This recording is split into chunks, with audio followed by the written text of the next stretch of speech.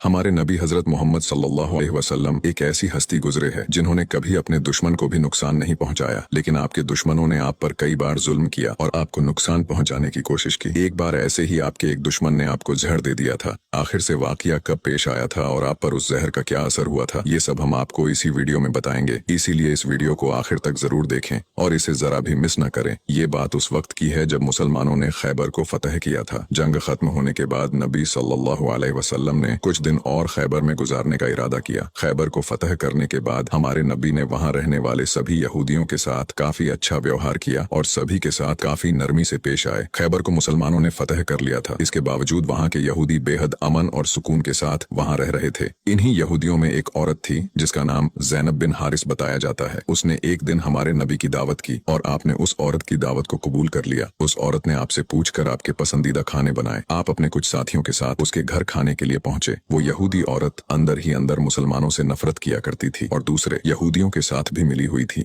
जो मुसलमानों के दुश्मन थे। उस औरत ने खाने में पेश होने वाले बकरी के गोश्त में जहर मिला दिया था। जब जहर से भरे उस गोश्त को आपके सामने पेश किया गया और आपने खाने के लिए एक निवाला उठाया और अपने मुंह में रखा तो आप समझ गए कि इसमें जहर मिला हुआ है। आपने तुरंत अपने साथियों को खाना खाने से रोक दिया और कहा कि इसमें जहर मिला हुआ है, लेकिन अफसोस के आपके कुछ साथी उस वक्त तक कुछ गोश्त खा चुके थे जिसकी वजह से उनकी शहादत हो गई। कहा जाता है कि जहर के बारे में हमारे नबी को उस जहर की बोटी ने ही खबरदार किया था। इस वाक़ये के बाद उस औरत के साथ साथ उसके सभी साथियों से पूछताछ की गई तो उन्होंने न सिर्फ अपना गुनाह कबूल किया बल्कि ये भी कहा कि हमने आपके साथ ये इसलिए किया क्योंकि हम ये देखना चाहते थे कि आप अल्लाह के सच्चे नबी हैं या नहीं। अगर आप अल्लाह के सच्चे नबी हैं तो इस जहर का आप पर असर नहीं होगा और अगर आप अल्लाह के नबी नहीं हैं तो हमें आपसे छुटकारा मिलेगा। ये बात तो सब जानते हैं कि हमारे नबी ने कभी किसी से बदला नहीं लिया, जबकि आप पर कई बार बहुत जुल्म किया गया जिसके बारे में कोई सोच भी नहीं सकता। लेकिन जब उस जहर की वजह से आपके सहाबा की शहादत हुई थी तो कानून के मुताबिक उस औरत को भी कत्ल कर दिया गया। लेकिन कुछ रिवायतों में आता है कि उस औरत ने खुदकुशी कर ली थी। वही कुछ रिवायतों में कहा जाता है कि उस औरत को माफ कर दिया गया था। इस बारे में कई मुफस्सरीन अपनी अलग अलग राय रखते हैं। एक हदीस में हजरत आयशा फरमाती है कि जब नबी सल्लल्लाहु अलैहि वसल्लम की जिंदगी के आखिरी दिन चल रहे थे और आप बीमार रहा करते थे, उस समय आप कहा करते थे कि खैबर में जो मैंने जहर से मिले हुए गोश्त का टुकड़ा खाया था उसका दर्द मैं आज भी महसूस कर सकता हूँ। ये बात कई किताबों से साबित है कि उस जहर का असर हमारे नबी के आखिरी दिनों में देखा गया था और इसी जहर के असर ने आपकी वफात में एक अहम किरदार अदा दिया था।